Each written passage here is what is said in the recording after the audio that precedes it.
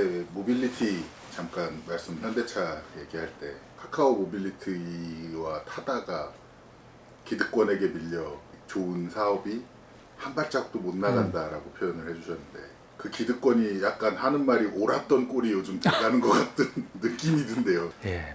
저도 지금 최근에 카카오를 보면서 조금 걱정하고 있는 우려하는 포인트가 바로 그 점입니다.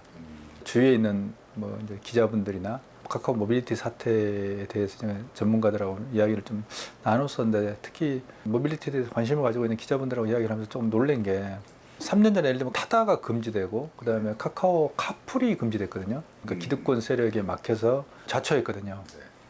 그래서 원래 이제 카카오 모빌리티는 카풀을 대단히 중요한 수익원의 하나로 봤었어요. 그걸 통해서 이제 뭐 흑자를 적자로 돌리고 이랬는데 그게 좌초돼 버렸어요. 근데 그걸 많은 분들이 모르고 있더라고요. 그러니까 기억을 못 하고 있더라고요. 네, 저도 카풀에서 어떤 수익 모델이 생기는 거죠?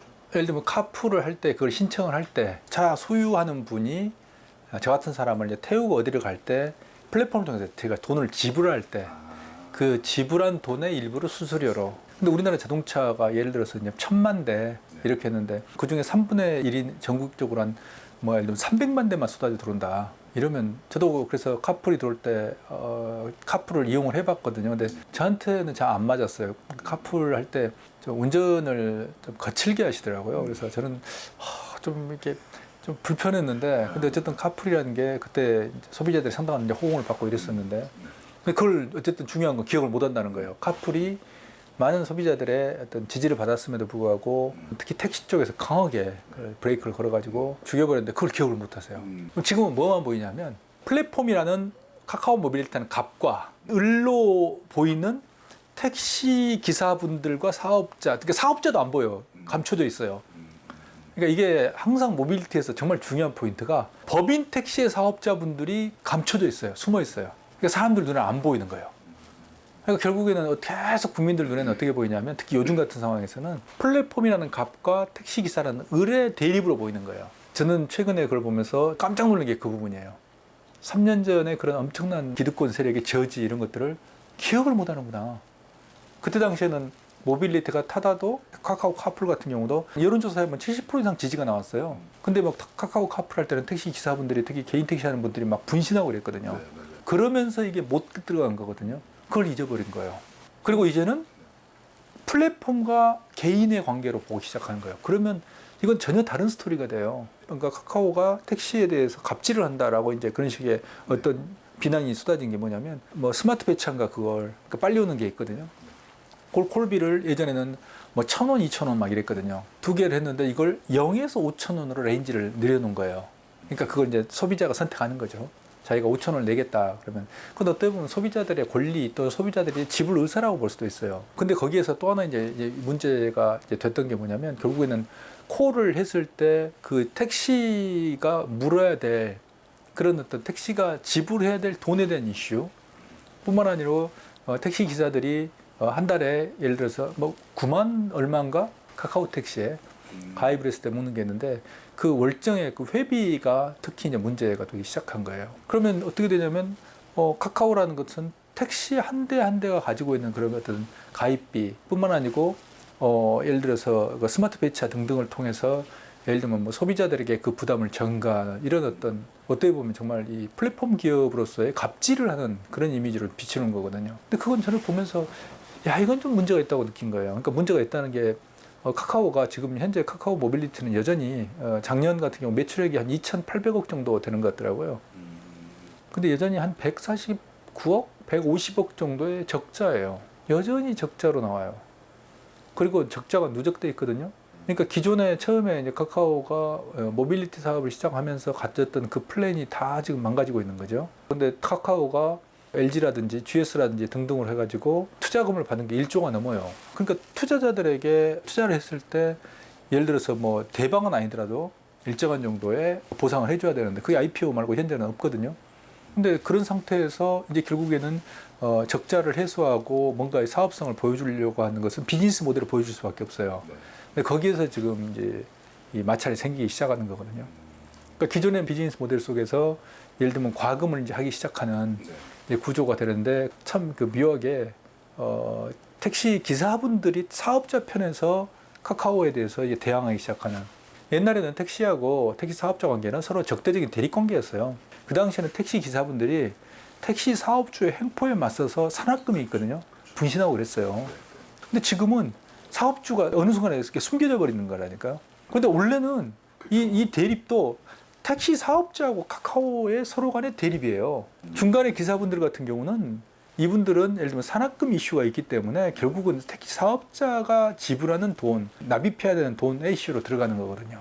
근데 엉뚱하게도 사업자들이 숨어버리고 난 다음에 택시 기사분들하고 카카오라는 그 플랫폼 간의 대립 관계로 지금 이게 완전히 퍽 바뀐 거예요. 대립 구조가. 이건 그러니까 카카오 모빌리티에 있어서 큰 패착이에요.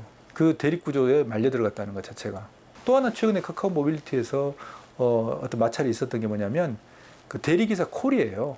1577. 네. 그 결국 공동으로 회사 설립했는데 인수하는 거랑 똑같거든요. 그걸 인수해버리니까 주변에 다른 그 대리기사 콜 회사들이 골목 상권에 들어온다고 난리가 나는 거예요. 근데 그걸 보면서 저는 이제 카카오 모빌리티뿐만 아니고 지금 카카오가 급격하게 지금 그 확장하고 성장하고 있거든요. 지금 이미 카카오는 계열사가 150개가 넘어요. 이거 이미 하나의 거대한 대기업 그룹이 된 거예요. 근데 예를 들어서 우리 뭐 속담에 그 가지 많은 나무 바람 잘 날 없다고 계속 어디선가 이제 문제가 터지게 돼 있어요. 근데 카카오라는 이름을 달고 있는 순간 이제 카카오 전체가 도매금으로 넘어가게 돼 있어요. 그러니까 지금 사실 카카오 모빌리티 이슈도 그런 이슈에 가까워요. 만약 카카오 모빌리티가 카카오라는 이름을 빼버리고 카카오 그룹이 아니라면 그건 또 아마 카카오 전체에 대한 이미지로 투영되진 않을 거예요. 근데 이건 카카오 이미지로 투영이 되는 거예요. 상당히 위험하다는 생각을 하고 있는 거예요. 근데 왜 제가 이제 그렇게 생각을 하게 되냐면 결국에는 카카오는 창업자 컬러가 다른 창업자들하고 컬러가 많이 다르거든요. 김범수라는 창업자는 다른 사람하고 많이 다른 게 뭐냐면 사회적 의식이 강한 사람이에요. 김범수 의장하고는 거의 한 20년에 걸쳐서 이야기를 쭉 해보는데 조금 대단히 유니크한 사람이긴 해요. 유니크해요.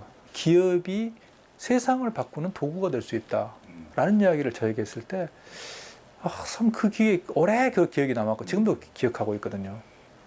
긍정적인 느낌의 유니크네요. 예. 또 뿐만 아니라 카카오의 이미지를 형성하는 대단히 중요한 원천이 뭐냐면 카카오톡이에요. 그래서 카카오톡이 유료 안 돼요. 옛날에 카카오톡이 한번 유료화 저한테도 갑자기 단체 단톡방에 팍 올라왔어요. 지금도 그게 지금부터 몇 년 전인가 한 7, 8년 전인데 카카오톡이 내일 유료화 발표한다. 이게 한번 확 돌았어요. 난리가 난 거예요. 온 국민이 난리가 난 거예요. 카카오는 긴급 부인을 했어요. 카카오톡은 유료하지 않는다. 영원히.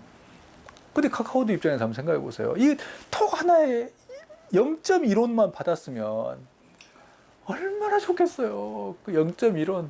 근데 0.1원 때문에 지금의 위치까지 못 오지 않았을까? 맞아요. 그걸 김범수가 알고 있는 거예요.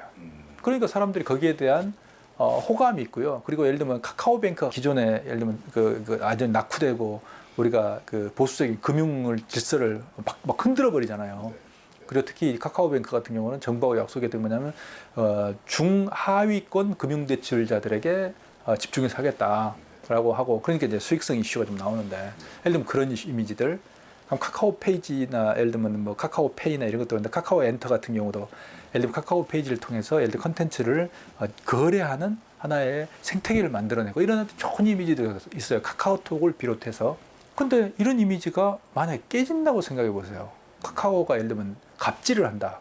근데 저는 그런 걸 이번에 이런 사태들, 모빌리티 사태를 보면서 이건 상당히 문제가 심각해질 수 있다라고 생각을 하는 거죠.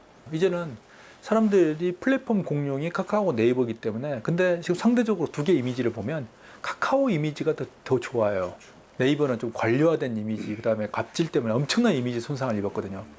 카카오도 만약에 그런 손상이 올 수가 있다는 거예요. 그러면 어떻게 되냐면 왜 제가 아까 라의 그런 창업자로서의 어떤 자기 철학을 이야기를 했냐면 저한테도 사실은 그 했던 이야기 중에 하나가 그게 있었어요. 돈에 대한 관심 없습니다. 라고. 그래서 웬만큼 있습니다. 저는 그 이야기 하더라고요. 그것도 카카오톡 초기였어요. 근데 그 말이 정말 솔직한 이야기, 진솔한 이야기였거든요. 그런데 만약에 예를 들면 모빌리티라든지 이런 뭐 대리기사 뭐 콜부터 시작해가지고 이제 플랫폼들이 예를 들면 뭐 갑질을 한다라든지 그런 일이 많이 발생했다라고 생각하면 카카오 전체 그룹하고 김범수라는 창업자가 도매금으로 넘어간다는 거예요. 제가 보기에는 김범수는 그걸 원치 않아요. 그러니까 김범수의 리더십의 특징이 자기 이제 부하들을 자유롭게 사업을 하게 하고 큰 틀을 잡는 건데, 근데 거기에서 특정한 기업이 예를 들면 폭주하거나 네. 특정한 기업이 근본적으로 궤도로 이탈하지 않지만 뭔가 조금 이렇게 선을 넘나들면서 가고 있을 때, 이걸 일단은 김범수 리더십의 스타일에서는 내버려 두고 일단 볼 수밖에 없는 거라는 거죠. 왜냐하면 일상적인 부분을 가니까 터치하지 않기 때문에. 그건 어떤 말이냐면, 경우에 따라서는 자회사가 창업자의 의사를 정확하게, 또는 창업자가 가지고 있는 가치와 철학을 모르거나 그걸 이해를 못하거나 할 수 있다는 이야기예요. 그건 상당히 심각한 이야기예요. 그렇게 되면 어떻게 되냐면요, 창업자는 원치 않았는데 창업자의 사회적 가치를 깨는 쪽으로 계열사나 자회사가 움직인다고 생각하면 이건 상당한 리스크가 되는 거예요. 근데 지금 카카오는 150개가 넘는 회사로 단기간에 커졌는데, 지금 이제는 전체 관리에 대한 부담이나 리스크가 너무 커진 거예요. 그럼 예를 들면 지금 우리가 얼마 전에 봤던 네이버의 임원 갑질, 저는 어느 게 정확하게 진실인지 아직은 잘 모르겠어요. 하지만 사람들은 그렇게 인식하고 있어요. 이렇게 하나하나 쌓이면서 기업 이미지를 좀먹고 있고 망가뜨리고 있는 거예요. 그 네이버가 그런데 카카오는 과연 안 그럴까? 그래서 지금 같은 경우는 카카오가 한 번쯤 좀 정비할 때가 되지 않았나. 전체적으로 김범수의 그런 경영 철학이라든지 사회적인 가치관, 이런 것들에 대해서 한 번쯤 공유하고, 그다음에 카카오가 가지는 지향이 뭘까 과연. 이제 카카오는 100조, 총액 100조짜리 그룹이에요. 근데 언제까지 카카오가 뭐 골목대장 하겠어요? 그다음에 얼마 전에 김범수가 예를 들면 가지고 있는 자산이 이재용을 넘어섰다, 이런 이야기 나오잖아요. 근데 그게 이재용을 넘어섰다는 이야기는요, 그 정말 부담스러운 이야기예요. 그런 거 안 하는 게 좋아요. 근데 어쩔 수 없이 이제 숫자로 나오는 거예요. 자산 1위가 되면 거기에 맞게 책임을 사람들이 요구해요. 본인이 싫어도.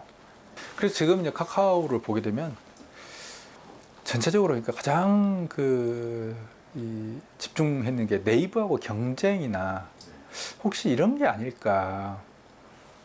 또는 성장으로 속도전을 하고 있는. 그러니까 지금 어떤 거 같냐면요, 예를 들면 카카오뱅크가 상장해가지고 KB 금융 지주를 넘어서 버렸잖아요. 이런 게 참 안 좋은 시그널일 수도 있어요. 단숨에 올라와 버린다는 게, 그럼 카카오 다른 계열사들을 전부 자극하게 되는 거예요. 앞으로 상장하는 회사들은 그 업종에서 우리가 탑을. 사실 좋은 자극 아닌가요? 근데 예를 들면 근데 모빌리티. 아, 그래서 모빌리티가 이렇게 무리한 네.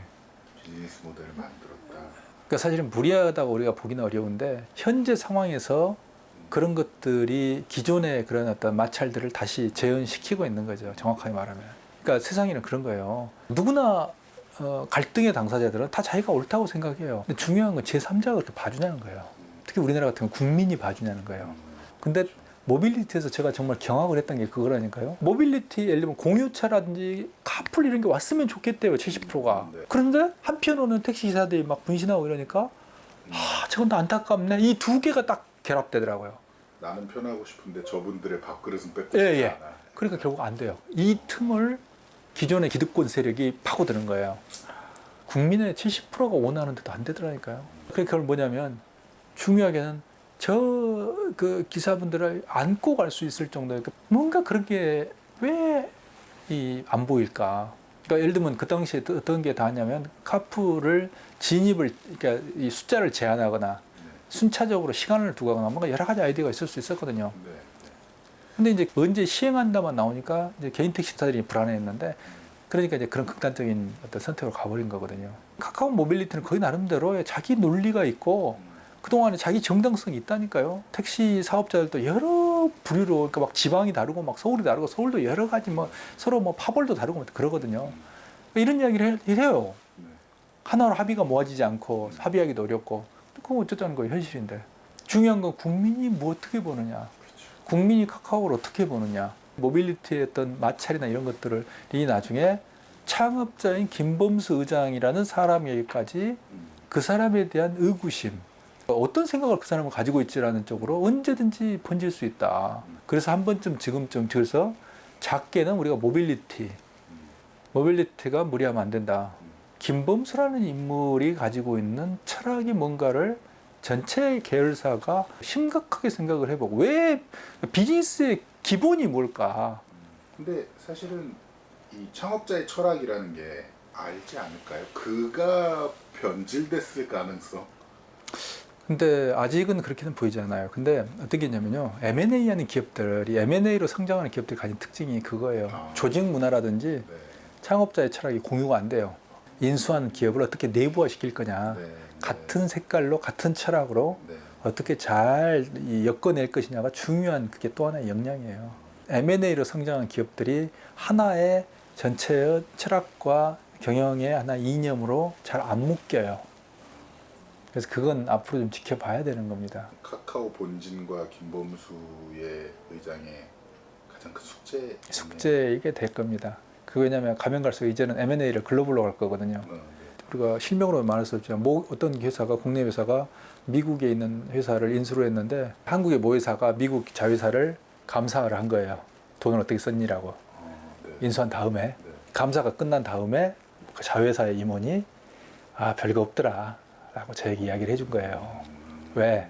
영어로 된 방대한 양의 서류를 단시간에 읽어내지를 못하는 거예요. 감사팀이. 되게 뛰어난 사람들이 있는 거 아닌가요? 거의 네이티브 같은 그런 사람들이. 영어를 잘하는 것과 방대한 자료를 그 감사 오디팅하는 건 전혀 달라요. 글로벌화 되지 않았기 때문에 그런 일이 생겨요. 그래서 이제는 카카오가 한 번쯤은 심각하게 점검할 때가 됐다. 그래도 카카오 주식은 요즘 좀 오르던데요. 또 돌고 돌아 또. 아니 지금 오늘 카카오 이야기는 주식 이야기하고